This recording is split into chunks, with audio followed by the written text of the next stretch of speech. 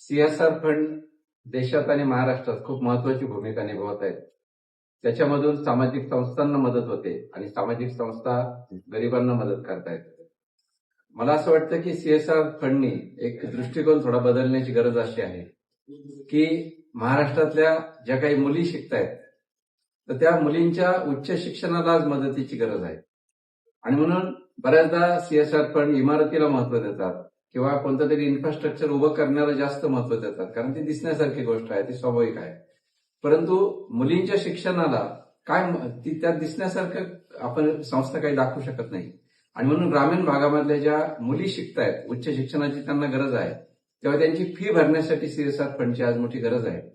आणि दुसरी गरज ही आहे की तालुका स्तरावरून आज जिल्ह्याच्या गावी किंवा पुण्यासारख्या मोठ्या शहरांमध्ये येणाऱ्या ज्या उच्च शिक्षण घेणाऱ्या मुली आहेत तर त्यांची फी भरली तर राहण्याची सोय नसते. वसतिगृहामध्ये जागा मर्यादित असतात आणि त्यामुळे अशा काही स्वयंसेवी संस्थांनी जर वसतिगृह बांधण्याचे प्रस्ताव जर दिले तर त्याला सीएसआर फंडनी मदत करण्याची गरज आहे.